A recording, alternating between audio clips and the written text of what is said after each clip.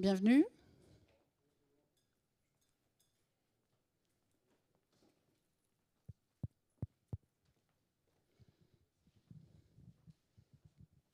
Alors, il est 14h17, on va démarrer pour ne pas être ensuite en retard sur les ateliers qui vont suivre, puisque je crois que derrière, il y a encore des interventions. Donc, merci à vous d'être ici et bienvenue pour cet atelier donc, qui s'intitule « Structurer l'offre de formation pour répondre aux besoins des acteurs ». Vous voulez avancer ? Non, je me suis dit, peut-être qu'elles se sont trompées d'atelier. Très bien, merci. Donc le secteur de l'hydrogène s'est fortement développé ces dernières années. Et face à cette activité croissante, l'un des enjeux pour accompagner justement cette croissance, c'est de trouver les ressources humaines adaptées à ces nouveaux métiers et compétences, que ce soit sur des niveaux de chercheurs, d'ingénieurs, de techniciens ou d'opérateurs de production. Et donc, pour répondre à ces besoins, des opérateurs publics et privés ont créé et développé des formations pour un public diversifié, sous différents formats, et grâce à des financements, eux aussi, très divers. Dans ce contexte, donc, l'objectif de cet atelier est de vous présenter différents dispositifs portés donc, par des structures publiques et privées qui sont représentées par les intervenants aujourd'hui, des dispositifs qui permettent la formation et les montées en compétences des collaborateurs des entreprises sur toute la chaîne de valeur de l'hydrogène.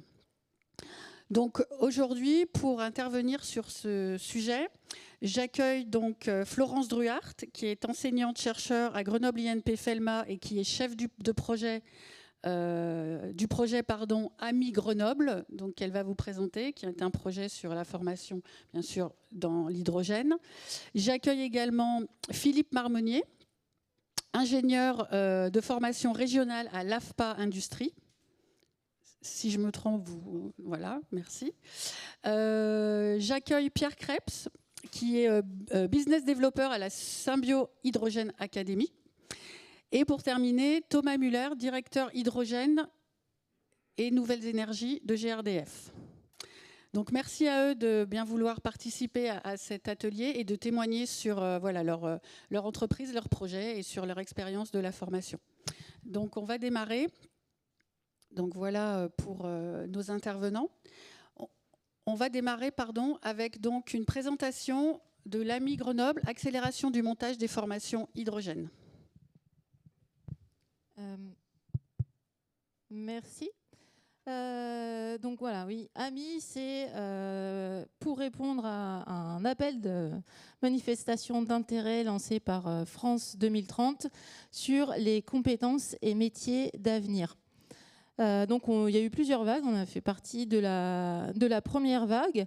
Et sur le thème de l'hydrogène, on est plusieurs en France. Donc il y a certains collègues qui sont ici, qui présentent aussi des projets compétences et métiers d'avenir. Il y en a quasiment un dans chaque région. Donc moi, je vais vous parler ici de celui de Grenoble. On a tous des formats un petit peu différents, mais on essaye d'atteindre les mêmes objectifs. C'est formé en formation initiale, mais aussi en formation professionnelle par rapport aux besoins de la filière hydrogène. Donc on a regroupé 8 partenaires. Donc il y a 3 partenaires académiques. Donc l'université Grenoble-Alpes, une composante qui est Grenoble INP, et le CMQE, donc, qui est en lien avec tous les lycées de l'Académie de Grenoble. On s'est associé également à 2 pôles de compétitivité qui nous permettent d'élargir le réseau et les partenaires potentiels, ce qui nous a permis de définir un peu mieux quels étaient les besoins. Alors, on a construit au départ le projet, notamment par rapport au constat qu'avait fait France Hydrogène et les pôles Accéléra. Il y avait eu plusieurs enquêtes réalisées qui nous ont permis de nous lancer en disant il y a un réel besoin de développement. Et on est accompagné également d'acteurs industriels. Donc ça ne pouvait pas être exhaustif dans la région de Grenoble. Donc c'est Air Liquide, Air NRK et TEN Énergie qui participent plus particulièrement au consortium. Donc on retrouve plusieurs actions. Donc développer la formation initiale et développer la formation professionnelle. Donc ça, ce sont deux actions distinctes. Et on croit beaucoup en learning by doing, donc l'apprentissage par la pratique. Donc il y a une action particulière pour développer des plateformes pédagogiques. Et on a regroupé donc des écoles d'ingénieurs, des masters, licences, des IUT, et dans les lycées, on vise les BTS.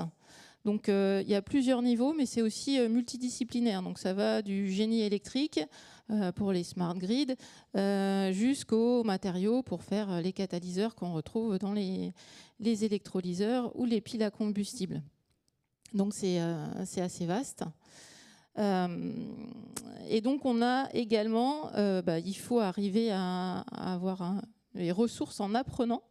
Donc il y a une action spécifique sur l'attractivité. On compare assez bas au niveau des collèges, fête de la science. Et puis aussi un développement commercial pour montrer un petit peu ce qu'on peut faire en formation professionnelle. Donc là, vous avez quelques images qui illustrent une salle de TP. Donc sur Grenoble, finalement, on est répartis suivant les différentes composantes sur 6 plateformes. Donc les plateformes sont des petites plateformes pédagogiques avec des équipes techniques. Il y en a sur l'électrochimie, il y en a sur les matériaux, il y en a sur l'instrumentation, il y en a sur le génie électrique. Et on travaille sur quand même des petits objets. On est assez loin du dispositif réel industriel. Et on est, il y a une des diapos, je suis devant des posters. Donc on a essayé de créer des posters interactifs, des objets pour pouvoir parler aux lycéens et participer à la fête de la science. Et donc si vous voulez en savoir un peu plus, vous pouvez scanner le QR code qui vous renvoie sur la page web du projet. Merci Florence. On reviendra après sur certains détails de cette formation. Et puis à la fin, bien sûr, de cet atelier, vous pourrez poser vos questions pour avoir plus de précisions sur ces différents dispositifs. On va passer maintenant à Philippe. Philippe, tu vas nous présenter donc les incubateurs donc dans le cadre de l'AFPA. Oui, alors d'abord, je vais présenter très rapidement ce qu'est l'AFPA, même si vous en avez tous un peu entendu parler. L'AFPA, c'est plus de 150 organismes de formation en France. C'est l'Agence nationale de formation pour les adultes. Donc nous, on ne fait pas de formation initiale et on ne forme que des techniciens maximum. On ne va pas jusqu'au niveau ingénieur. Et l'AFPA, c'est aussi, ce que peu de gens savent, le bras armé du ministère du Travail pour développer les titres professionnels. Donc on a l'AFPA national qui travaille avec le ministère du Travail. Et ce ministère du Travail a dit l'hydrogène est maintenant présent un peu partout. On voudrait préparer les formations de demain qui vont conduire nos futurs professionnels à travailler dans les milieux hydrogènes.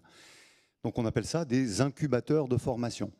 Donc pour la région Rhône-Alpes, il y a 6 AFPA qui ont été sur les secteurs de la production et de la maintenance.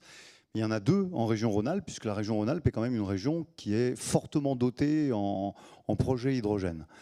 Donc on a l'AFPA de Grenoble-Pont-de-Claix. Sur cette AFPA, on a une formation qui est dédiée au métier de la maintenance. Donc là, on n'a pas inventé un nouveau titre professionnel. Par contre, on a colorisé un titre qui s'appelait Technicien supérieur de maintenance industrielle. On l'appelait TSMIH.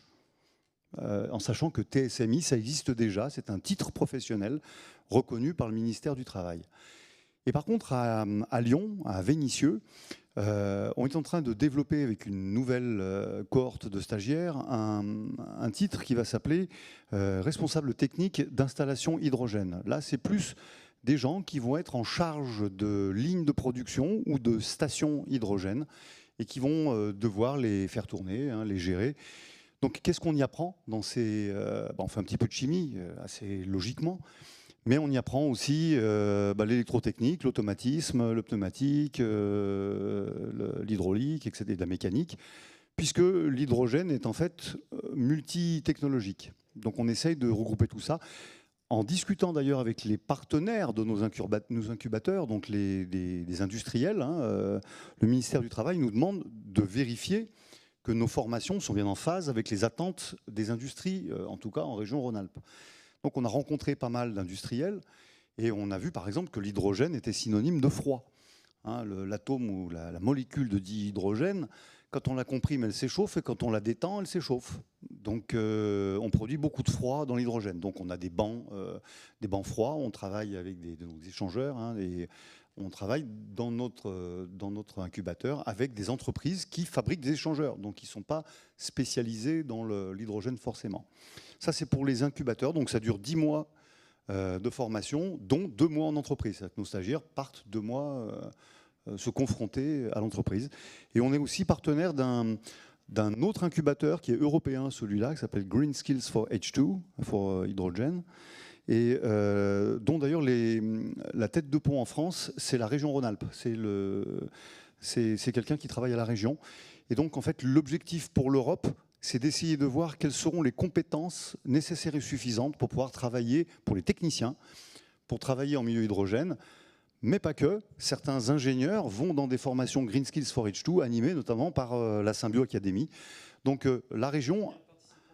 Eh bien oui, si on a en plus des participants qui ont suivi ces formations-là. Donc pour l'AFPA, on s'adresse vraiment aux techniciens. Voilà. Et donc ces formations sont beaucoup plus courtes. C'est 6 jours d'acculturation technique aux spécificités de l'hydrogène pour les techniciens. Si vous voulez plus d'infos, il y a mon adresse email et vous me contactez. Merci Philippe. Alors du coup, merci pour la transition, puisqu'on va passer la parole à la Symbio Hydrogène Academy. Et effectivement, si on a une personne qui a suivi la formation, pourra témoigner peut-être en fin de, si ça vous intéresse. Si je mens, vous avez une personne qui pourra vous l'attester. Super. Je ne dirai que la vérité. Ok, merci. Donc effectivement, je suis très heureux de... Non, je ne sais pas si tu avais une phrase de... Vas-y Pierre. J'y vais. Je me lance. Donc, je représente Symbio et Symbio Hydrogène Academy particulièrement, c'est-à-dire l'organisme de formation du groupe industriel Symbio. Et donc, je vais vous décrire en quelques minutes, puis ensuite on aura différentes thématiques, mais un peu notre histoire et ce qu'on fait. Donc, l'organisme de formation a été créé en 2021, en avril 2021, et très rapidement, on a bénéficié du soutien actif et financier de l'État et de la région Auvergne-Rhône-Alpes dans le cadre d'un plan de financement PIA3 IFPAI régionalisé et qui nous a donné un peu déjà nos premiers moyens et puis notre ambition, nos objectifs clés qui viennent d'aboutir, qui vont même plutôt finir d'aboutir en décembre 2025, et notamment grâce à 5 millions d'euros de subventions, de développer 50 modules de formation dont je pourrais parler après. Et donc même on a réussi à des 50 modules de formation en créant un consortium dont vous avez le logo de chacun des partenaires du consortium. On a finalement réussi à en faire plus de 90, donc avec un budget constant. Donc vraiment preuve que l'intelligence collective porte du fruit. Donc la vision de Symbio Hydrogène Academy, c'est qu'il n'y a pas de leadership technologique sans leadership des compétences, réellement. Et donc, en tant qu'industriel Symbio, on a essayé de porter aussi cette croyance, cette ambition, cette vision dans notre organisme de formation. Et on a un enjeu stratégique en tant qu'industriel, c'est de réussir à faire grandir avec nous au premier rang les clients et les fournisseurs. Ça, c'est un intérêt industriel. Il faut que les personnes de l'écosystème soient capables de nous fournir des composants ou que nos clients soient capables de comprendre comment fonctionne notre outil pour être capables d'en tirer le meilleur. Et à la fin, il y a les clients et les utilisateurs, évidemment, pour qu'ils ne perdent le moins possible de capacité d'usage et de confort. Bref, donc ça, c'était l'ambition. Et évidemment, Symbio tout seul n'aurait pas pu faire grand-chose. Et donc, on a d'abord piloté, c'est Louis-Guillaume qui est juste là devant, on pourrait lui poser des questions aussi, ça fait beaucoup de monde à qui poser des questions, mais comme ça, ce sera exhaustif. Donc, à piloter un consortium donc de 9 partenaires aujourd'hui, puisqu'on a ajouté Coris il y a quelques mois pour développer un jumeau numérique. Mais avant ça, on était 8 et on est allé s'associer à des entreprises ou à des institutions, donc du secteur privé, du secteur public, du secteur académique, en essayant vraiment de créer une synergie entre tous ces acteurs, et chose qui n'est pas simple mais qu'on a réussi, à aligner tous ces acteurs-là sur une temporalité commune. Et tout ça aboutit, donc je venais de le dire, à plus de 90 modules de formation multimodaux, donc ça on en parlera tout à l'heure, donc je ne vais pas m'épancher. Et simplement, donc ça c'est ce qu'on a fait jusqu'à aujourd'hui, et donc l'aventure continue. Le programme PIA3 va prendre fin en décembre, mais on s'est tous mis de nouveau sur la table pour même réfléchir à un business model pour pouvoir faire vivre ce consortium-là hors dehors du cadre initial et dans un cadre plus économique. Et pour voilà aussi parce que évidemment, arrivé à la fin des subventions, on a chacun dans ce consortium-là besoin de pouvoir vivre aussi. Et donc on continue de massifier et d'aller chercher d'autres partenaires sur l'ensemble de la chaîne de valeur pour pouvoir mettre à disposition de l'écosystème hydrogène une offre de formation avec les experts du domaine et sur l'ensemble de la chaîne de valeur. Et donc c'est pour ça que depuis quelques mois, on a signé des contrats cadres avec ce que j'ai appelé les partenaires, qui ne sont pas les membres du consortium, mais qui sont des acteurs clés sur le domaine de l'hydrogène dans le monde de la formation. Et nos formations, sans aller dans le détail, et puis après je laisse la parole à Thomas, mais donc vous avez un peu les 4 grandes thématiques. Donc on s'est d'abord intéressé à qui avait besoin de formation, évidemment, c'est la première des questions. Donc toutes les personnes qui veulent découvrir la filière, ou alors utiliser et maintenir des systèmes, ou alors concevoir et produire des solutions et des systèmes, ou encore des personnes qui doivent préparer la transition, par exemple les collectivités. Donc une fois qu'on avait ces personnes-là qui étaient intéressées potentiellement, on a décliné ces besoins-là en thématiques de formation, on a trouvé les acteurs et on a construit notre catalogue. Et puis il y a beaucoup d'autres activités qui vont autour, qui ne sont pas directement liées au monde de la formation, mais qui sont vitales pour pouvoir connecter les acteurs de la galaxie hydrogène, parce que parfois on a vraiment l'impression d'être dans un film Star Wars. Moi je venais pas du monde de la formation, donc les 2 premières semaines je comprenais rien et j'étais bien heureux d'être épaulé par Louis. Mais donc on est dans une galaxie, c'est très gazeux, et donc on essaye nous de tisser des liens avec des acteurs cohérents pour avancer ensemble plutôt qu'avancer tout seul dans notre coin et refaire quelque chose qui a déjà été fait 15 fois dans 15 villes ou 15 régions ou 15 pays différents. Donc voilà, aujourd'hui c'est vraiment ça notre envie, c'est de créer des synergies plutôt que de déployer des investissements qui du coup ont moins d'impact. Merci Pierre. On va passer maintenant à GRDF avec donc la présentation de Thomas. J'ai 3 slides, mais je m'engage à ne pas faire plus long que mes collègues. Tu peux faire un peu plus de 5 minutes. D'accord. Non, avant d'aller sur la logique qu'on a suivie pour concevoir et mettre en place les formations sur l'hydrogène, je vais rappeler juste en 2 mots sur quoi GRDF travaille dans le domaine de l'hydrogène. Ce n'est pas forcément évident pour tout le monde. Et notre démarche de formation s'est structurée avant tout autour de cette approche, sachant qu'après, il y a des briques connexes qui sont venues se greffer également. Donc la proposition de GRDF, ce sur quoi on travaille, c'est de déployer finalement des réseaux d'hydrogène à l'échelle territoriale, c'est-à-dire des réseaux géographiquement limités, de quelques kilomètres, qui viennent relier de la production décentralisée ou alors demain les futurs réseaux de transport à des utilisateurs qui sont dans les territoires, qui peuvent être principalement aujourd'hui, on le sait, l'industrie en première approche. On a toute la mobilité aussi, qui est sur la mobilité lourde et intensive. Et à l'époque, on s'était même demandé est-ce que finalement l'hydrogène va aller jusqu'au bâtiment. Aujourd'hui, ce n'est pas du tout dans les priorités de la stratégie nationale. On le regarde à titre je dirais, exploratoire. Et il y a d'autres pays dans lesquels ils sont encore en train d'évaluer cette possibilité. Mais en France, ce n'est clairement pas notre priorité. Donc on est sur des réseaux, vous le voyez, qui finalement sont assez classiques. On va retrouver toutes les composantes d'un réseau. On peut passer au slide d'après. Depuis le poste d'injection, qui est là, ce qui va nous permettre de passer de la production jusqu'au tuyau, j'ai envie de dire. Et ensuite, on va retrouver tous les organes jusqu'au poste client. Le poste client, c'est là où on va effectuer la détente, au final, le comptage, le contrôle éventuel de la qualité pour ensuite avoir le gaz, l'hydrogène qui est livré au client. Donc, on va trouver les organes typiques d'un réseau type distribution, mais finalement, façon, c'est vrai pour à peu près tous les réseaux. Ça va être effectivement des organes de type tubes et accessoires, des tuyaux, des filtres, des robinets, des branchements. C'est tout un jargon, hein, et tout voilà, le monde gazier. Donc bienvenue dans ce monde-là. On va finalement, et c'est ça qui est intéressant, on se retrouve dans un univers là qui est assez proche pour l'hydrogène de ce qu'on connaît pour le gaz naturel. Bien sûr, il y a des spécificités, il y a parfois des matériaux internes à ces composants qui vont être différents pour être sûr de résister dans le temps, hein, à l'hydrogène. Mais globalement, nous, c'était le premier constat, on s'est retrouvé dans un univers qui finalement était un univers connu pour nous, avec des légères spécificités, et des spécificités en termes de comportement aussi de la molécule. Et c'est ça qu'il a fallu prendre en compte aussi pour concevoir les formations qu'on a imaginées sur l'hydrogène. On peut avancer. Donc notre réponse première, par rapport à ce besoin finalement de monter en compétences et de monter en expertise sur l'hydrogène, d'abord, il est vrai à des fins internes, puisqu'on s'est dit, si on est amené à concevoir, construire, exploiter, maintenir des réseaux de distribution hydrogène, nos techniciens doivent avoir toutes les compétences pour le faire, et on doit travailler avec le même niveau de sécurité que celui avec lequel on travaille sur le gaz naturel. C'est d'ailleurs, je pense, ce qui nous anime tous, c'est de s'assurer que cette filière finalement va se déployer dans les meilleures conditions de sécurité.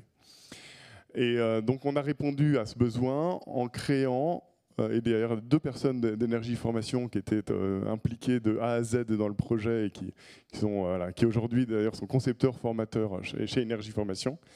On a créé une plateforme qui est assez unique en France, qui couvre finalement l'ensemble des composantes d'un réseau de distribution et qui contient de nombreux plateaux pédagogiques visant finalement à se former sur tous les gestes qu'on peut avoir à effectuer lors de l'exploitation, la maintenance, voire même la construction d'un réseau de distribution.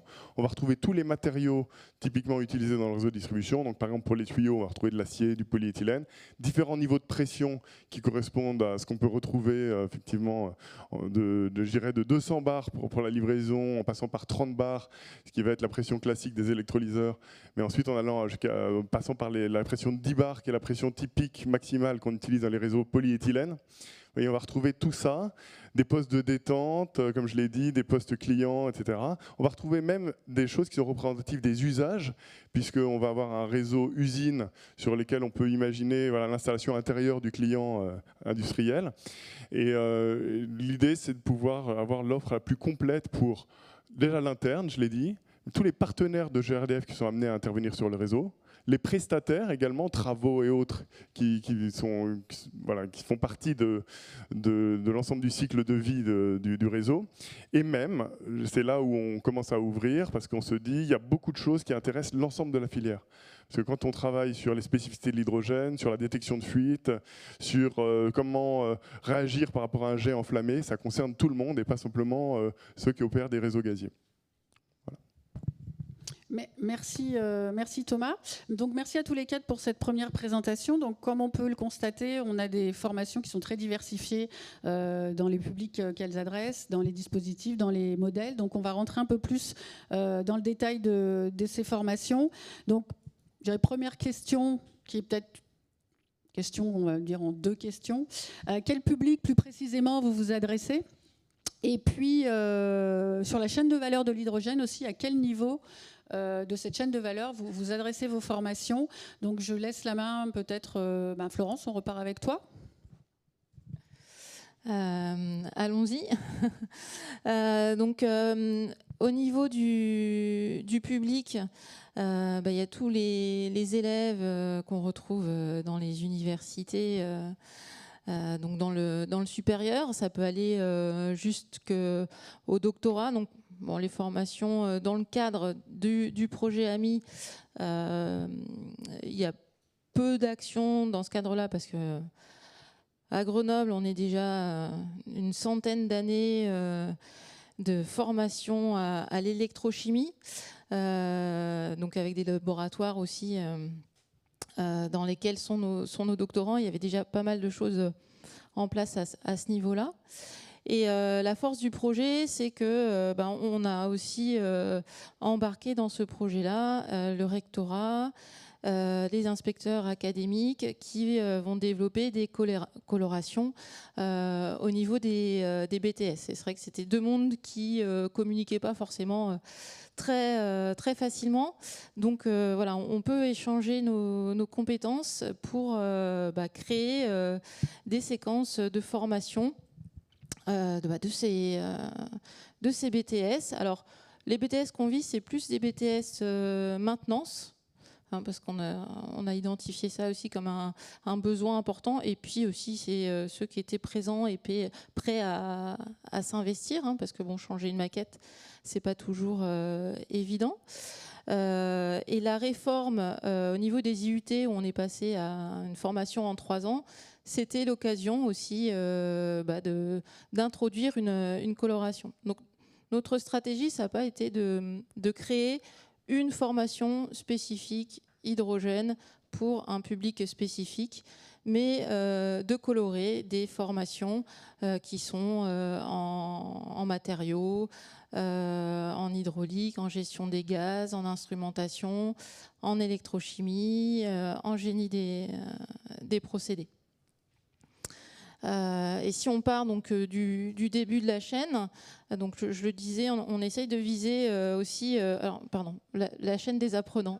Donc j'étais restée aux collégiens, aux jeunes.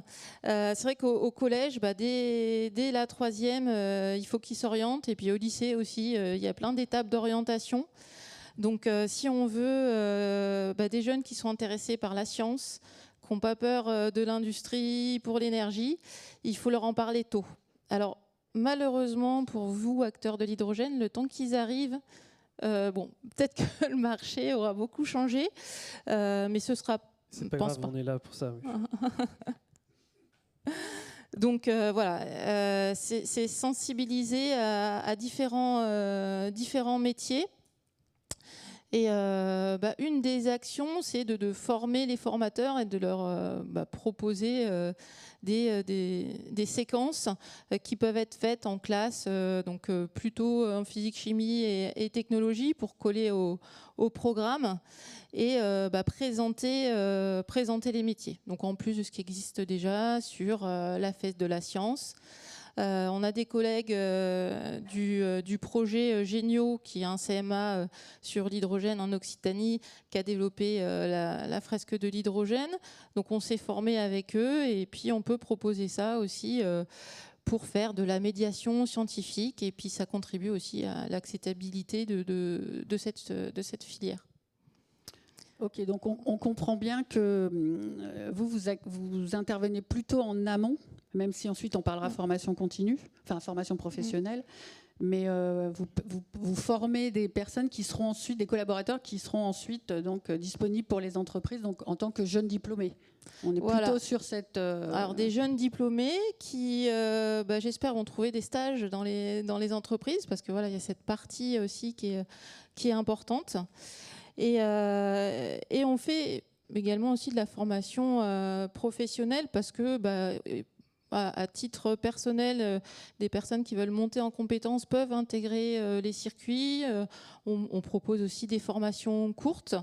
Et donc, on essaye d'être complémentaire par rapport à l'offre qui existe déjà. Et juste pour compléter, donc au niveau de la chaîne de valeur, comment vous vous positionnez, vous, sur ce projet d'AMI Grenoble ? Alors, dans le cadre du projet, donc un partenaire avec qui on échange beaucoup, qui est Air Liquide, adresse déjà une bonne partie de cette chaîne de valeur. Donc, voilà, il y avait des besoins par rapport à ça. Donc il y a tout ce qui est conversion électrochimique, donc que ce soit dans le sens production de l'hydrogène par électrolyse ou également utilisation dans les piles de combustible. Donc ça, c'est des choses qu'on adresse avec les matériaux qu'on utilise dans ces dispositifs-là. Donc la partie intermédiaire, stockage et transport de distribution, on a identifié qu'on avait un petit peu des trous dans la raquette à ce niveau-là. On intervient plus dans le mix énergétique, les smart grids et comment le vecteur hydrogène peut compléter les autres énergies. Et au niveau de la maintenance, comme j'ai dit, on va mettre en route des BTS qui vont s'intéresser à cette thématique-là.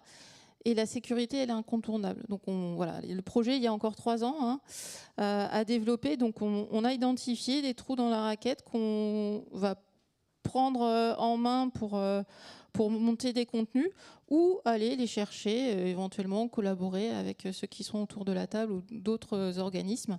Parce qu'on a aussi envie de mutualiser. L'idée, ce n'est pas de refaire ce qui est déjà fait. Merci Florence. Philippe, donc, on va du coup rebondir sur cette chaîne de valeur. L'AFPA, donc au niveau de la chaîne de valeur, vous vous positionnez comment? Et ensuite, tu pourras nous parler du public que vous adressez. Oui, alors la chaîne de valeur, on n'a pas choisi, nous, de partir sur la distribution, l'injection réseau, etc. On a choisi, nous, l'hydrogène industriel, en fait. Donc, on s'adresse à des publics de techniciens et donc on va les former à l'arrêt, démarrage des électrolyseurs, à se mouvoir dans des zones ATEX avec des équipements en particulier. On va d'ailleurs les former ATEX 1 et ATEX 2 pour ceux qui connaissent, à la fois électrique et mécanique. Donc ATEX et atmosphère explosive. Donc pour pouvoir être capable de travailler dans ces milieux-là, qui sont les spécificités de l'hydrogène. Mais donc on va leur apprendre les échanges thermiques, ce que je vous disais. Alors on n'en fait pas des frigoristes, des spécialistes des fluides, frigo, etc. Mais ils vont savoir faire de la maintenance de premier niveau et de deuxième niveau et savoir jusqu'où il ne faut pas aller. Où là, ce sont d'autres spécialistes qui vont intervenir. Ils vont intervenir aussi sur le pilotage des stations, les normes, etc., pour pouvoir coordonner l'arrivée des tube trailers, faire en sorte que tout soit en place. Comme on a des dispositifs pédagogiques qui sont de vrais électrolyseurs, on a des bouteilles, on a des panoplies avec des gaz sous pression. Alors on n'est évidemment pas dans les mêmes pressions. Nous, on a des bouteilles de 60 litres sous 30 bars, mais d'un point de vue pédagogique, ça nous a semblé très suffisant. Ça ne sert à rien d'avoir, pour faire de la formation, 900 bars, comme on peut trouver sur certaines stations de refueling. Donc les bouteilles sous pression, les panoplies, les évents, etc., toutes ces notions-là leur sont communiquées dans nos incubateurs. Et eux aussi ont un stage à faire de 2 mois. Donc sur les 10 mois de formation, ils ont 2 mois. Donc on adresse plutôt un public qui est de niveau bac plus 2, qui sont souvent des demandeurs d'emploi, puisque c'est un incubateur du ministère du Travail. Et donc pour embarquer avec nous pendant 10 mois des gens qui vont se former, eh bien on recrute des demandeurs d'emploi, mais qui ont une expérience déjà dans l'industrie, qui ont déjà un peu baroudé sur des systèmes industriels qui ne sont pas du tout hydrogènes, mais qui ont déjà une expérience de l'industrie. Et on s'adresse aussi à des intérimaires, notamment des gens qui sont des techniciens, mais qui vont se retrouver, en fonction de leurs différentes missions, ils vont se retrouver en contact avec l'hydrogène. Et donc là, on voudrait les acculturer. Donc là, c'est sur la partie plus Green Skills for H2. Donc c'est à la fois des demandeurs d'emploi ou des intérimaires. On ne fait pas de formation continue, formation initiale. Très bien, merci. Pierre, je te laisse prendre la suite. Oui, donc vous avez vu nos partenaires dans le collectif Symbio Hydrogène Académie. Le groupe est assez large, ce qui permet d'avoir une offre de formation assez large. Et donc on ne se limite pas vraiment au public. C'est-à-dire que comme on a envie de faire monter en compétence l'ensemble de l'écosystème est composé d'élèves des cycles inférieurs, d'étudiants. Donc on a notamment l'ECAM, la Salle et les Mines Paris qui sont membres du consortium et on est en discussion avec d'autres écoles. Donc on est capable d'avoir des offres de formation qui vont suivre différentes temporalités et différents niveaux d'expertise. Donc ça, je pense que c'est une force aussi, c'est du coup de pouvoir répondre à un besoin d'acteurs qui sont très différents, avec un degré de précision qu'on est capable voilà, avec lequel on est capable de jouer en fonction tout simplement de nos partenaires. Donc on va plutôt aiguiller, on va jouer le rôle de plateforme quand on n'est pas nous-mêmes capables de dispenser une formation. Tout simplement, ça va être notre partenaire évidemment qui va le faire. Donc peut-être quelques exemples. Il y a eu un programme CARED qui a été mené. Donc là, on était vraiment dans une logique de demandeurs d'emploi, de réinsertion également. Tu peux préciser CARED? Je me souviens plus du nom de l'acronyme, mais non, pas l'acronyme, mais le dispositif rapidement. Ouais, donc c'était un groupe, c'était une vingtaine de personnes par an, il me semble, si je dis pas de bêtises, ça a duré 3 ans. Donc c'était des personnes qui recherchaient un emploi qui n'était pas du tout pour le coup du domaine industriel, qui sont venus chez nous, qu'on a formés à certains gestes précis, qui ont intégré des équipes, y compris sur des lignes de production, et qui aujourd'hui d'ailleurs on en voit encore les fruits, parce que certains sont encore chez nous et ont pu monter quelques échelons et sont capables même maintenant de manager d'autres opérateurs. Donc ça, c'est un bel exemple de réussite qui n'est pas dans ce qu'on fait dans le volume, mais dans lequel on avait aussi un intérêt, et ça a des bénéfices. Donc sinon, le public ont évidemment beaucoup d'entreprises qui viennent former leurs collaborateurs, qui viennent s'intéresser, qui voient le monde de l'hydrogène évoluer, donc se demandent si ils ont une business line qui pourrait profiter de l'essor de cet écosystème, donc qui viennent par exemple chercher des informations très précises sur la pile à combustible. Et donc là, c'est notre cœur de métier, donc on a 12 séminaires fondamentaux qui s'intéressent à toutes les boucles d'un système hydrogène pile à combustible, donc la boucle cooling, H2, cooling, power électronique, contrôle commande, tout ce que vous voulez. Ensuite, on va avoir forcément des formations sur la safety, très important. Donc là, on est allé aussi chercher des connaissances en externe avec Ineris Formation, récemment avec le GZIP. Et donc à chaque fois, ce qu'on essaye de faire, c'est soit il y a un partenaire qui a une petite offre hydrogène, mais noyée dans un grand catalogue, et donc on lui dit c'est dommage, viens profiter de Symbio Hydrogène Academy pour lui donner un nouvel essor. Soit on crée avec cette personne-là une formation spécifique, exclusivement Symbio Hydrogène Academy. Et donc c'est comme ça qu'on arrive, alors on n'a pas encore le stockage, en tout cas de près, mais c'est comme ça que petit à petit on s'inscrit sur la chaîne de valeur et qu'on va être capable de mettre à disposition des formations en fonction du besoin, soit un industriel, soit un étudiant qui cherche à s'orienter et qui a juste un budget de 50 € donné par ses parents pour acheter un e-learning sur l'écosystème, soit un chercheur, vraiment on est capable d'aller aider en fonction des besoins. Merci Pierre. Thomas, t'en prie. Alors, oui, je peux partir de la chaîne de valeur et puis ensuite remonter au public visé. Donc sur la chaîne de valeur, c'est tout ce qui va finalement être au niveau des canalisations. Nous, alors, on ne met pas vraiment dans le stockage, mais plutôt dans le transport, distribution. Sur le vocabulaire, de toute façon, il y a un petit peu de confusion. Quand on parle de distribution, on parle parfois de stations de remplissage, finalement, de réseaux de stations de remplissage, alors que nous, quand on parle de distribution ou de transport, on parle d'acheminement d'hydrogène dans des canalisations. Mais effectivement, nous, le cœur de notre offre est autour des canalisations, mais historiquement, et parce qu'on travaille aussi sur le GNV, par exemple, on a aussi des compétences et des choses qu'on commence à développer sur l'hydrogène autour des stations de remplissage. Tout ce qui est panoplie gaz, bien sûr, parce qu'il y en a de nombreuses pour justement pouvoir piloter aussi la plateforme. Tout ce qui est ensuite usage, on va retrouver principalement l'industrie, comme je vous l'ai dit, puisqu'on pense que c'est l'usage prioritaire à adresser, et également la mobilité, puisque finalement quand on est à travailler avec des stockages, des bouteilles sous pression, des vannes à haute pression, etc., on touche aussi à ces questions-là. Bon, la sécurité, tout le monde travaille sur la sécurité, hein. De toute façon, c'est évidemment la sécurité est partout dans chacune des formations par définition. Et bien sûr, normes et réglementations, maintenance, tout ça, c'est des choses assez générales sur lesquelles Énergie Formation est positionnée également. Si on revient au public, finalement, ce qu'on peut se dire, c'est que nous, on s'adresse plutôt à un public de professionnels. Interne à l'entreprise GRDF ou au groupe Engie, parce que c'est notre première mission, c'est-à-dire de s'assurer que les techniciens, les gens des bureaux d'ingénierie interne, ceux qui pilotent des travaux, qui ensuite exploitent le réseau, qui font de la détection de fuite, etc., tout cela aient les compétences nécessaires. Mais ensuite, on va avoir par exemple des formations autour des fondamentaux, des généralités sur l'hydrogène qui est ouverte à l'externe, qui est commercialisée déjà et qui intéresse beaucoup d'acteurs de toute la filière.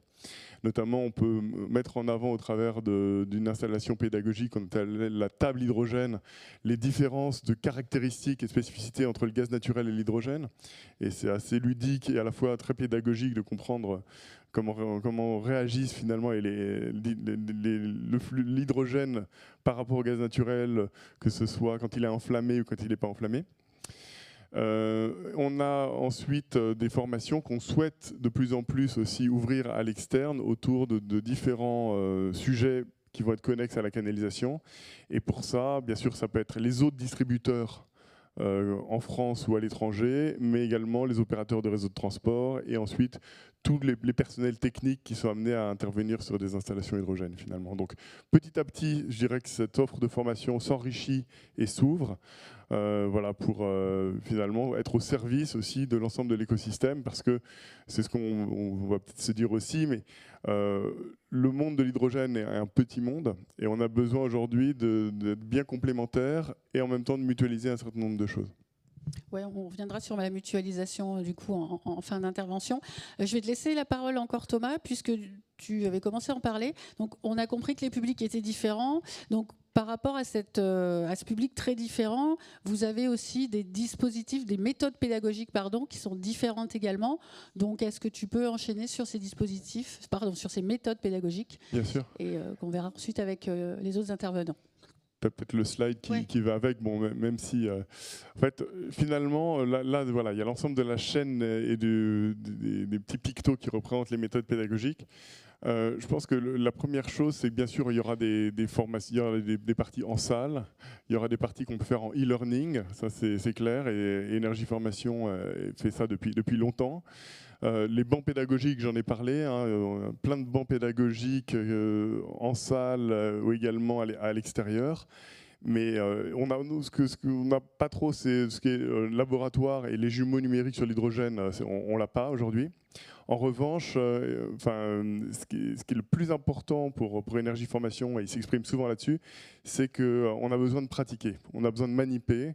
Et tout ce qui est vu en salle aussi, bien souvent, donne lieu ensuite à de la manip et à de l'expérimentation, à aller faire le geste. Parce qu'il nous semble que c'est pour ancrer le savoir, c'est vraiment fondamental. Donc tout ce qui est fait mène finalement à de la pratique, à de l'expérimentation sur site et à toucher du matériel et à apprendre comme ça, parce que voilà. Donc là, ce qu'on a aujourd'hui, c'est on essaye aussi de bien synchroniser, je dirais, la montée en compétences et les formations avec la réalisation des projets derrière. Et c'est un peu aujourd'hui, on parlait de l'hydrogène qui monte en puissance, etc. On a aussi quelques ralentissements sur les projets. Je pense qu'on en est tous témoins, mais même si voilà, la dynamique, on espère, va repartir. Mais nous, ce qui est important pour nous aussi, c'est de former des gens qui vont avoir à tout de suite utiliser ce savoir. Sans quoi, finalement, les connaissances se perdent et ne sont pas directement exploitables ou utiles. Oui, merci. Pierre, je t'en prie. Oui, donc là, je veux vraiment pas faire mon commercial de base, mais tu peux. Voilà, toutes les modalités, ça c'est encore une fois lié à l'ensemble des partenaires que nous avons. Mais et je te rejoins tout à fait sur l'apprentissage par la pratique. Et autant que possible, on conseille à ceux qui ont besoin des formations CERM Hydrogène Academy d'incorporer la pratique dans le parcours d'apprentissage, parce que c'est aussi le cœur du métier d'industriel. On finit toujours par les gestes. Par la maintenance et donc par des sessions pratiques. Donc autant que possible, on essaye d'aiguiller là-dessus. Mais au-delà de ça, et puis peut-être parfois dans des phases d'abord un peu plus prospectives, on est capable d'avoir une même formation, d'abord dans une version e-learning, puis ensuite d'avoir un parcours en classe où il peut y avoir un échange scientifique approfondi avec des ingénieurs. Et puis évidemment, comme je parlais de la pratique, on a développé des un banc pédagogique de système pile à combustible, 6 kW, qui est installé aujourd'hui chez ECAM La Salle, mais qu'on est capable aussi éventuellement de pouvoir déployer ailleurs. Et puis on a intégré Coris dans notre consortium récemment pour pouvoir, à partir de ce banc pédagogique de système pile à combustible 6 kW, créer son jumeau numérique et donc être capable de dispenser également des sessions de formation sur jumeau numérique. Et évidemment là, on casse les barrières à l'entrée sur les problématiques de sécurité d'abord. Il y a quand même pas mal d'appréhension, même si on est capable d'y répondre, mais aussi les barrières de coût. Si vous avez un banc, forcément, il faut l'alimenter. Donc c'est des achats de matières premières, etc. Donc c'est un très très bel outil qui aussi est disponible en fin d'année, là, qu'on va même pouvoir déployer en 2025, pour lequel on commence à avoir de l'intérêt, notamment d'écoles d'ingénieurs et de quelques industriels. Et donc là, on a 3 jumeaux numériques, un jumeau numérique du banc de système pile à combustible, comme je l'ai dit, et 2 jumeaux numériques d'électrolyseurs. Voilà, donc on a aussi des sessions en laboratoire. Donc voilà, il y a un panel large qui est possible, qui est offert, et puis du coup, on fait des parcours blended où on s'adapte en fonction du budget, de la temporalité, du besoin. Oui, on voit bien sur ce schéma effectivement que vous balayez toutes les méthodes pédagogiques qu'on a actuellement et les méthodes innovantes comme les jumeaux pédagogiques.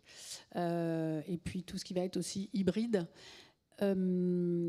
Philippe, au niveau de l'AFPA, vos méthodes pédagogiques, donc si tu peux nous développer un peu. L'AFPA est une vieille maison qui a été créée juste au sortir de la guerre pour reconstruire la France. Donc on a toujours gardé dans notre ADN l'esprit, on veut apprendre par le faire, en faisant les choses. Et donc on a sur les plateaux techniques de l'AFPA des installations qui sont très proches de celles qu'on retrouve dans l'industrie. Donc on a des électrolyseurs, des panoplies avec les bouteilles, etc. Et on ne travaille pas pour l'instant en e-learning. On fait du blended learning, on fait des formations à distance, mais c'est vraiment pour les parties qui peuvent se faire en classe.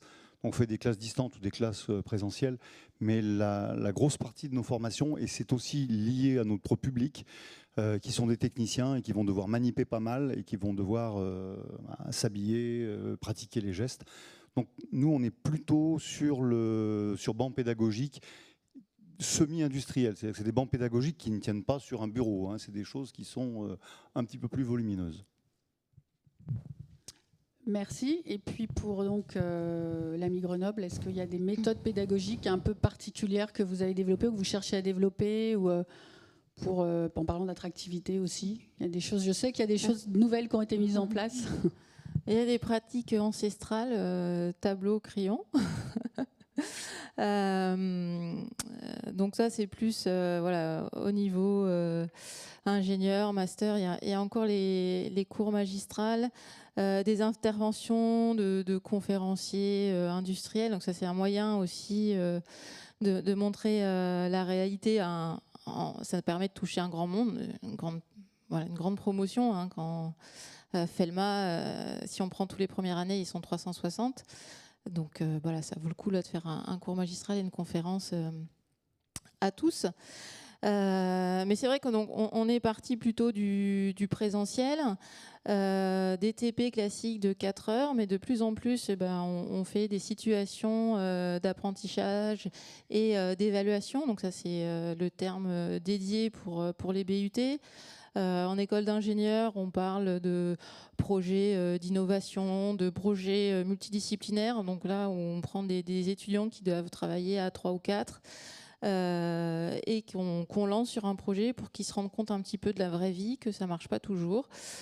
Et puis là, on se rend compte que tant qu'ils n'ont pas touché, ils n'ont pas forcément très bien compris ce qui se passait dans les dispositifs, qu'est-ce qu'on lit, qu'est-ce qu'on impose, quels sont les paramètres importants, si je change la température, est-ce que ça change quelque chose. Et dans la partie du projet, on a envie de faire des choses aussi interniveau. Donc voilà, qui est 3e année, qui propose des choses à des 2e années, ou voir si on a la possibilité de faire des ponts entre des BTS, écoles d'ingénieurs ou BUT, pour qu'ils échangent. Et on a créé pas mal, il y a une grosse partie investissement pour soit on achète des TP tout faits, soit on essaye de créer des TP par rapport aux besoins. Donc un TP sur, par exemple, la chaîne de compression, la liquéfaction.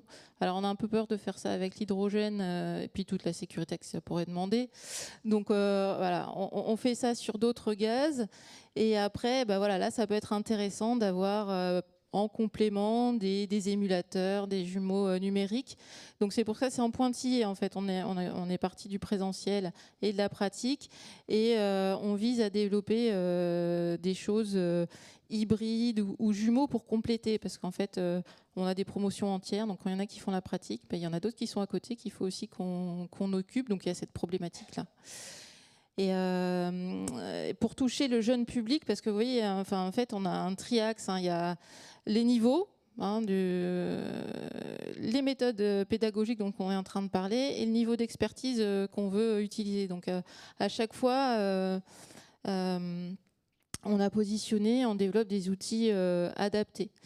Donc ce qu'on appelle la mallette pédagogique et qu'on a envie de déployer à une centaine d'établissements, c'est un contenu en fait avec des fiches pour l'enseignant pour qu'il puisse prendre en main et faire des séquences de cours, donc avec des illustrations, un contenu de cours, des vidéos métiers aussi, pour attirer les jeunes dans ces métiers qui comprennent ce que c'est, parce que coiffeur, pompier, maîtresse, on voit bien, ingénieur ou technicien dans l'industrie, l'image c'est plutôt c'est pas propre. Enfin, ou si on voit, on se fait peut-être, on a des a priori. Donc ça c'est important avec des petits dispositifs. Et tout ça, on essaye de le développer en accord avec les besoins des industriels. Et on a complété en faisant une enquête de proximité. Accéléra et Frédéric nous a aidés dans cette partie-là pour comprendre en fait vraiment quels étaient les besoins aussi en formation continue. Est-ce que c'est des formations courtes? Est-ce que c'est de la pratique? Est-ce que c'est du e-learning? Donc voilà, nous on s'est plus positionné sur le présentiel et l'hybride. Et bon, tout ce qui est émulation et jumeaux numériques, c'est un vrai complément. Et on va se rapprocher de ce qui existe déjà, la Symbio Academy notamment. Et la plateforme à Pont-de-Clé pourrait être très intéressante pour voir des dispositifs semi-industriels. Voilà, très bonne transition. Puisque la dernière question, un peu d'ouverture sur l'avenir, c'est voilà, comment vous voyez les formations à l'avenir, quels enjeux vous allez devoir faire face. Alors on l'a dit, il y a eu un développement assez important de l'hydrogène qui maintenant marque peut-être un pas, mais c'est un secteur qui a priori va reprendre, enfin on espère tous un peu de d'accélération du poil de la bête, merci. Voilà, donc comment vous projetez pour répondre peut-être à des besoins immédiats? Donc c'est vrai que sur la formation, peut-être plus, je dirais, structure privée, c'est plus facile d'être agile et de s'adapter. Et sur l'université ou l'AFPA, voilà, comment vous envisagez la suite par rapport au contexte actuel et ce qui va pouvoir se passer, même en termes de financement, puisqu'on sait que les financements, c'est un peu compliqué à aller chercher maintenant. Donc c'est un peu une question en vrac comme ça. Donc je vous laisse vous positionner là-dessus ou nous donner votre avis. Et ensuite, on vous laissera la parole sur les différents sujets qu'on vient de traiter. Qui veut prendre la main? Pierre, je te sens bien là, non? Non, effectivement, je pense qu'on est à un palier sur le marché.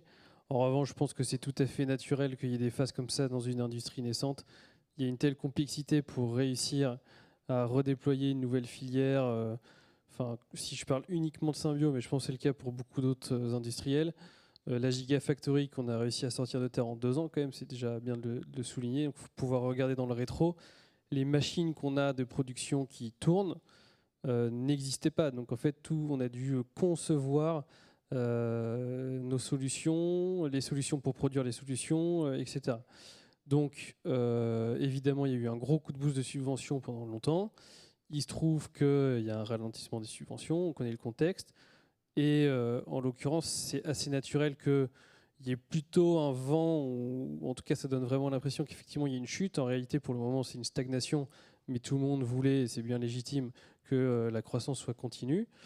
Et donc les subventions, elles aussi, sont validées, il n'y en a pas des nouvelles, et certains projets n'ont pas apporté leurs fruits, donc sont voués à s'arrêter tout simplement. Donc je pense qu'il y a effectivement ce palier-là, mais je suis plutôt optimiste sur le fait qu'on va s'en sortir. Visiblement, il y a des enjeux en Europe sur la définition de ce qui est aussi de l'hydrogène bas carbone en août. Donc on verra pendant les vacances, il faudra rester branché. Et je me suis perdu. Mais donc, quelle était la question par rapport au... Comment tu vois l'évolution de la formation et de la réponse que vous pouvez apporter à des besoins de compétences futures compte tenu du contexte et des enjeux? Voilà, ce qui est certain, c'est qu'il y a un moment donné, ça va repartir. Et dès que des applications, et je ne pense pas que aux piles à combustible, mais des électrolyseurs, les pipes vont exister, donc il y aura des off-takers, mot que j'ai appris pour les gaz, etc.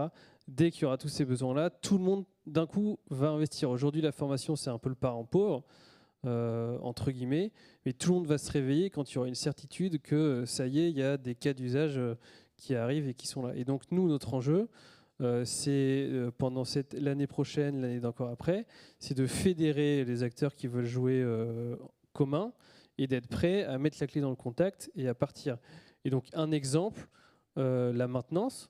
Aujourd'hui, quoique avec GCK, etc., on est déjà proche pour parler de sujet de maintenance, avec i7Co aussi, mais ça va être massifié. Donc, on est en train de construire une offre de formation, maintenance à 5 niveaux, qui pourrait être utilisée en interne, parce que j'ai oublié d'en parler, mais effectivement, nous aussi, on est d'abord parti de nos besoins internes pour former plus de 400 ingénieurs, et on met à disposition ce qu'on fait ensuite pour les autres acteurs de l'écosystème. Donc, un exemple, ce serait la maintenance. C'est un besoin de formation qu'on va avoir assez rapidement. Et les cycles de préparation et de construction pédagogique de formation, parfois venant de l'extérieur, et moi le premier, on pense que c'est relativement simple et facile, mais pour aboutir à quelque chose de vraiment rodé, qui doit être rapide, parce que derrière les gens vont débloquer des budgets, c'est vraiment une machine complexe et multidimensionnelle. Donc voilà, un exemple. Ok. Ça répond à la question ? Oui, merci. La réponse. Voilà. Non, moi, pour rebondir, de toute façon, je pense qu'on était sur une feuille de route extrêmement ambitieuse, j'oserais dire un tout petit peu naïve en pensant que tout allait se faire en quelques années. Et d'ailleurs, quand France Hydrogène, du coup, mettait en évidence le besoin de formation, il y avait une inquiétude sur le fait qu'on serait incapable de former suffisamment de personnes au rythme où tout avançait. Et quelque part, bon, je ne dis pas que c'est une bonne nouvelle que les choses soient un peu ralenties. Moi, je pense que c'est juste une rationalisation et que, quelque part, on a passé une bosse de naïveté pour ensuite revenir à une croissance qui sera plus raisonnée et pérenne. Et du coup, profitons aussi du fait qu'on y voit un petit peu plus clair sur les rythmes finalement de ce développement pour se dire, heureusement, on a commencé à construire des outils aussi liés à la formation. Ces outils, surtout, ne les arrêtons pas et ne les ralentissons pas, eux, parce que ça nous permet de ne pas être en retard, justement, par rapport à des besoins qui, à terme, vont arriver. Et je pense que tout ce qui a été évoqué aujourd'hui est extrêmement intéressant parce qu'on couvre l'ensemble du spectre et l'ensemble des publics, depuis le plus jeune âge, j'allais dire, jusqu'à recycler des vieux briscards techniques qui auront besoin de se former à l'hydrogène. Donc on va couvrir tout ça. Et donc pour moi, je trouve qu'on a mis en place ce qu'il fallait. Maintenant, ce qui est vrai, c'est que pour notre point de vue d'industriel, par exemple, donc on a développé une première plateforme de 1000 m² permettant de répondre à nos premiers besoins. C'est une première étape vers quelque chose de plus ambitieux d'ailleurs, qui arrivera dans quelques années sur de plus grandes surfaces avec des fonctionnalités étendues. on temporise aussi parce qu'on ne veut pas développer des choses qui ne vont pas servir immédiatement. Mais voilà, c'est peut-être ce genre de réflexe qu'on peut avoir pour tenir la distance et être adapté à la croissance du marché au fur et à mesure. Mais ça ne remet pas en cause la pertinence de ce qui a été fait et la couverture, et finalement l'ensemble du spectre qui a été évoqué aujourd'hui, je trouve qu'il est extrêmement pertinent. Et voilà, je pense que c'est un peu ce que je voulais dire sur cette question. Merci Thomas. Donc Philippe ou Florence, comme vous voulez. Oui, alors pour l'AFPA en tout cas, comment voit-on l'avenir? Eh bien, pas forcément en rose, mais ce qu'on a à cœur aussi, c'est de fournir à nos stagiaires de quoi mettre les mains dans le cambouis tout de suite, mais pour un métier de demain. Donc en fait, c'est les problèmes de fin de mois et de fin du monde. Ce qu'on cherche à faire, c'est faire en sorte qu'ils acquièrent des compétences qu'ils peuvent exploiter immédiatement dans différents secteurs, mais qui sont directement applicables à l'hydrogène. Et aussi, ce qu'on constate, c'est que la technologie évolue assez rapidement. Et on ne pourra pas avoir, par exemple, des électrolyseurs de toutes les natures possibles et imaginables. Donc on se concentre sur les plus courants. Mais on parlait de mutualisation tout à l'heure, ça c'est quelque chose qui me tient à cœur. Des installations pédagogiques telles qu'on vous les décrit coûtent assez cher. Et ce qui coûte aussi cher, c'est la maintenance de ces installations et c'est aussi la formation des formateurs, c'est-à-dire des gens qui sont capables de les faire tourner. Tout le monde n'est pas capable de faire démarrer un électrolyseur. Ce n'est pas un bouton on, c'est un peu plus compliqué que ça. Et donc, en fait, ce qu'on essaye de faire, c'est de faire des partenariats avec d'autres écoles, d'autres organismes de formation qui auraient des plateaux techniques que nous n'avons pas et que nous aurions pu construire, mais on va s'abstenir de construire des plateaux techniques à tire-larigot et on va se concentrer sur ce qu'on fait bien et faire des partenariats en disant, voilà, nous, on peut vous prêter. On peut échanger un plateau technique hydrogène avec un formateur hydrogène et quelque chose qui fonctionne bien contre, par exemple, un plateau sur les très hautes tensions qu'on n'a pas et qui coûte assez cher et dont les formations sont assez lourdes pour les formateurs. Donc je pense que l'avenir pour nous, en tout cas, on le voit sur une mutualisation, d'autant qu'on n'est pas vraiment concurrents. On travaille vraiment sur des publics différents. On travaille sur il y en a, c'est le B2B, nous, c'est la formation envers certains publics. Voilà. Donc je pense que pour faire des économies d'échelle, surtout pour un incubateur qui est financé par le ministère du Travail, on va essayer maintenant de mutualiser ces outils-là. Voilà comment j'imagine les choses. Je crois que Florence, on était un peu sur le même aussi sujet, la mutualisation. Et oui, puisque c'est le CMA, c'est France 2030, donc c'est vos impôts. Donc là, vous êtes tous en train de me regarder, donc il faut que je dise que je dépense bien les sous et qu'on va arriver à pérenniser tout ce qu'on met, tout ce qu'on met en place. Donc l'idée dans les 3 ans à venir, c'est pas d'étendre encore plus les plateformes qu'on a. C'est maintenant qu'on s'est constitué un petit peu avec des plateformes avec différentes thématiques. Avant d'investir dans autre chose, c'est vérifier ce qui existe à côté, éventuellement maximiser, pas éventuellement, essayer de maximiser le taux d'utilisation de nos plateformes, parce que bon, quand on leur montre un électrolyseur, on fait des projets, allez, ils passent 7 séances de 4 heures sur le TP, mais le reste de l'année, faut que ça. Bon, il y a plusieurs formations qui peuvent passer dessus, mais donc l'idée c'est vraiment que ce soit utilisé un maximum de temps. Donc les plateformes, elles sont ouvertes à d'autres formations et si on peut l'ouvrir pour la formation continue, pour la formation professionnelle, ça sera intéressant pour tout le monde. Donc ça, c'est quelque chose qu'on nous a bien dit en nous versant la subvention, penser à la pérennisation. Et donc, il y a ce projet-là, on a une aide de 3 millions, donc qui est quand même une aide conséquente pour la formation. C'est des choses qu'on n'avait pas l'habitude d'avoir avant sur ce mode projet. Donc, il y a une masse salariale qui est importante et qui nous sert aussi à monter des choses qui vont rester et à former les équipes qui sont présentes et qui pourront maintenir les plateformes. Et diffuser, par exemple, nos mallettes pédagogiques sur un système de prêt ou autre. Donc, c'est vraiment dans l'échange et la mutualisation et l'essaimage de ce qu'on peut ce qu'on peut faire dans ce projet.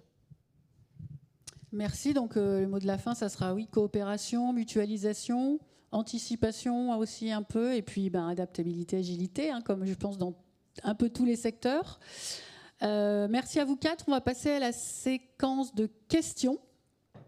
Donc, si certains d'entre vous ont des questions ou si la personne de formation Symbio veut témoigner également, je ne sais pas. Est-ce que... pardon ? Il y a une question. Alors, la question, je vous en prie. Merci. Donc, moi, je suis Pierre-Yves Blanchard. Donc, je suis enseignant-chercheur et je participe au projet Géniaux. Donc, c'est l'équivalent en Occitanie de ce qui se fait sur Grenoble. Moi, ma question, elle est au niveau des formateurs. Est-ce qu'on a assez de formateurs pour tout le monde qui arrive ? Parce que nous, on est parti sur une approche pyramidale, parce qu'en fait, on n'avait pas d'autre choix. C'est-à-dire qu'il faut bien former un premier temps pour aller un peu plus loin après. Et comment c'est vu dans les autres secteurs ?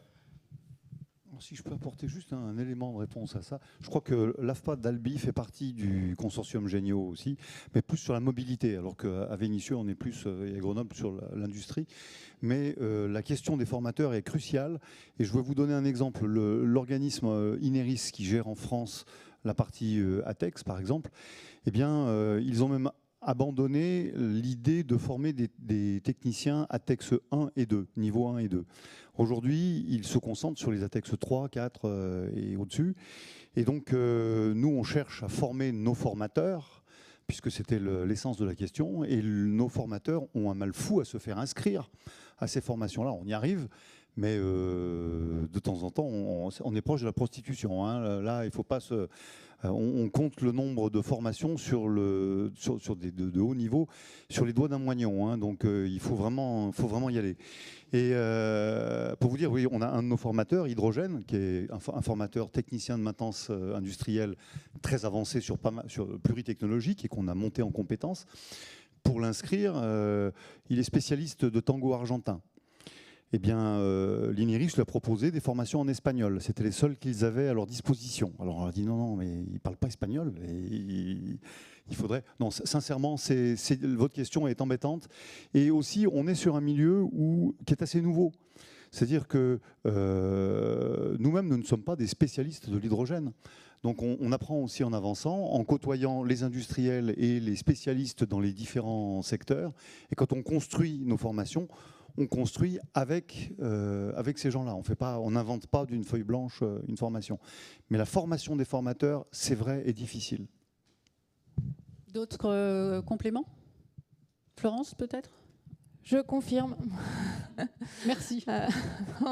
On est enseignant-chercheur. France Hydrogène avait fait l'état des lieux des métiers en tension. Mais je pense qu'ils en ont oublié un, c'est effectivement les formateurs.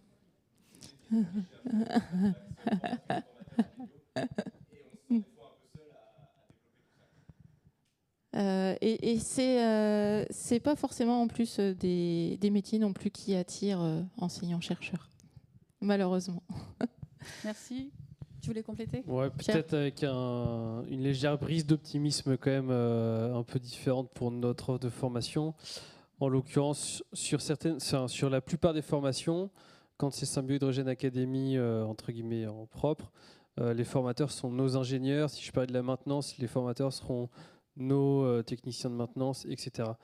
Donc là, forcément, le jour où je reprendrai trop de temps, je serai très heureux. C'est mon VP Engineering qui sera très mécontent, mais mon DRH sera très heureux. Et puis, plus simplement, sur d'autres offres, justement, je pense notamment au jumeau numérique, et il y a Philippe Thiabaut de Coris qui est dans la salle. En l'occurrence, le plan, c'est plutôt de proposer, de former des formateurs qui soient pour leur donner la capacité, parce que nous, on ne l'aura pas tout d'un coup si on se retrouve devant une demande qui est trop importante. En temps homme, on ne pourra pas. Et donc, ce qu'on propose, en l'occurrence, dans ce cas-là, c'est de justement former des enseignants dans des écoles ou des managers techniques dans des entreprises, ce genre de choses. Moi, je voudrais rebondir sur ta réponse. Du coup, vous formez vos ingénieurs aux méthodes pédagogiques ? Est-ce qu'ils sont formés à la formation de formateurs, pour le coup ? Ouais. Parce que parfois, oui, on peut être très bon en technique et très bon sur son sujet, mais pas forcément être un très bon pédagogue. Donc, il y a aussi... Ils sont inscrits dans des parcours. Peut-être, Louis, je te laisse compléter à ce niveau-là, parce que tu es en charge. Oui, Louis Guillaume, oui, Symbio Hydrogène Academy. Merci Louis, tu peux te rasseoir. Oui. Donc, en effet, tous nos experts, en particulier nos subject matter experts, sont formés à comment créer une formation impactante et comment animer une formation. Donc ça, c'est très important. L'autre chose que je voulais dire, c'est que compte tenu du peu de moyens que finalement, en termes de formateurs que l'on a, on croit beaucoup au principe finalement de la classe inversée, c'est-à-dire qu'on se dit les gens qui ont de la valeur en termes de capacité à expliquer, on doit les réserver avec une valeur ajoutée assez forte dans des situations d'échange plus collaboratif, ayant acquis d'abord en prérequis un certain nombre de connaissances. Donc nous, on met le développement des e-learning quand même assez en avant pour permettre d'avoir des...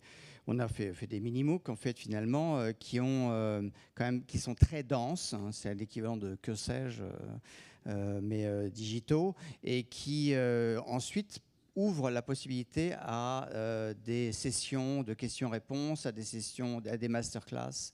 Et là, on arrive à plus canaliser finalement les besoins, parce qu'il y a quand même beaucoup de choses qui peuvent être écrémées à un premier niveau. Et sinon, on paralyse le système en monopolisant les formateurs. Merci. Ça répond à votre question? Bon. Une autre question, s'il vous plaît, merci. C'est plus pour abonder dans le sens, alors, nous, Énergie Formation, on a un parcours de formation d'1 an, de professionnalisation, et le choix qui a été fait chez Énergie Formation, c'est de certifier tous les formateurs, donc avec un cursus de formation. Merci pour cette précision. Est-ce qu'il y a une autre question, une autre remarque? Oui, monsieur. Oui, j'ai pas de question sur le fait que les formations universitaires ou AFPA délivrent des diplômes. Voilà, donc un diplôme reconnu. Donc, en fait, pas tout à fait. Les titres professionnels ne sont pas des diplômes, mais au lieu d'être délivrés par l'Éducation nationale, ils sont délivrés par le ministère du Travail. Oui. Bon. Mais dans le cas de nouvelles formations, les titres professionnels n'existeront qu'à l'issue de 3 cohortes de stagiaires de ces incubateurs. Oui. À ce moment-là, c'est rédigé, c'est proposé au ministère, et c'est à partir de ce moment-là que ça devient une formation qualifiante de type titre professionnel. Alors j'étais un peu en avance de phase, parce qu'effectivement, il y a des incubateurs hydrogène en Nouvelle-Aquitaine, donc je connaissais un peu le sujet. D'accord. Mais bon, projetons-nous, ce sont des formations qualifiantes reconnues par l'État ou en passe de l'être. Imaginons. Du coup, la question, c'est les préambules, la question, c'est qu'est-ce qu'il en est des formations de Symbio d'une part et de GRDF? Ça veut dire que finalement, est-ce qu'il y a une ambition, alors c'est peut-être le cas, c'est en route de délivrer une formation, une qualification reconnue, portable dans d'autres entreprises dans le temps. Oui, il y a du turnover dans les entreprises, et puis il y a des entreprises qui aussi délèguent, missionnent de leurs salariés dans d'autres entreprises. Bon, nous, on est dans un cas, on a une entreprise qui a reçu des qualifications, mais sur certaines interventions chez des tiers, on nous demande d'autres types de qualifs. Donc, qu'est-ce qu'il en est de vos formations? C'est drôle parce que j'en discutais justement avec mes collègues avant la table ronde. Et aujourd'hui, il n'y a pas effectivement de formation qui délivre une qualification chez Énergie Formation, mais c'est bien une réflexion en cours et un souhait d'aller vers ça. Donc, c'est une ambition, voilà, pour répondre à votre question. Je te laisserai compléter. C'est relativement le même constat chez Symbio Hydrogène Academy. Donc il y a des réflexions en cours. On participe à des groupes de travail pour que des titres soient créés, notamment un titre spécifique hydrogène. Aujourd'hui, sauf erreur, et je parle surtout contre Louis, c'est pas le cas. Oui, en effet, on a commencé à regarder pour le RNCP, mais on n'est pas encore à niveau de maturité tel. Pour l'instant, c'est une labellisation, Symbio Hydrogène Academy. Mais avec des certificats, mais voilà, d'appréciation, mais c'est pas diplômant pour l'instant. Merci. Et on peut peut-être prendre encore une dernière question.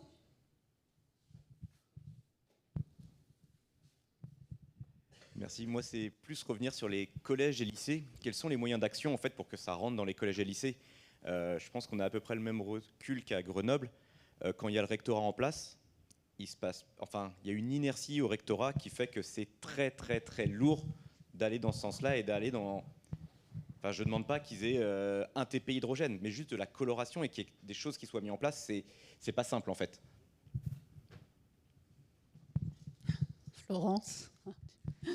Oui, donc effectivement, il faut d'abord identifier les enseignants qui sont le mieux à même d'introduire ça dans le cours. Et le dialogue, il est obligatoire pour pouvoir coller au programme, parce que rajouter quelque chose de plus, ça n'ira pas.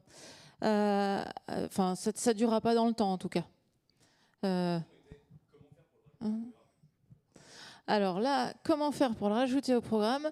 Il n'y a personne du rectorat dans l'auditoire? C'est un peu prématuré pour moi, mais je vais quand même intervenir. En fait, je suis Isabelle Aubé. En fait, je représente la Normandie, l'Académie de Normandie. Le projet, donc on est un AMI CMA financé dans le cadre du programme France 2030. Et notre projet, c'est de lancer la première filière de formation hydrogène décarboné en Normandie avec 24 modules de formation du CAP au bac plus 8. Et effectivement, là, on parle de coloration de diplômes. Donc, on n'invente pas la poudre, on part de diplômes existants. Et effectivement, on va travailler en étroite collaboration. Moi, je vais travailler là avec les inspecteurs régionaux, etc. On va se rapprocher des professeurs en lycée, qui du coup dispensent déjà un certain nombre de matières au regard des diplômes qu'on va coloriser. Donc moi, par exemple, il va y avoir un bac hydrogène, un BTS, mais on va partir du BTS mesure physique, par exemple, mais on va colorer et au regard de ça, on va adapter, on va avoir des groupes de travail rapprochés. Et on va se rapprocher aussi des industriels qui vont aussi faire état de leurs besoins. Voilà. Mais moi, je viens d'arriver et on vient d'avoir une seule réunion là avec l'inspecteur régional et on va déterminer toute la stratégie, toute la méthode pour pouvoir vraiment rentrer dans les clous, parce qu'effectivement, les diplômes existent déjà. Et on parle de coloration, donc voilà. Et en fait, c'est une montée en compétences de diplômes qui existent.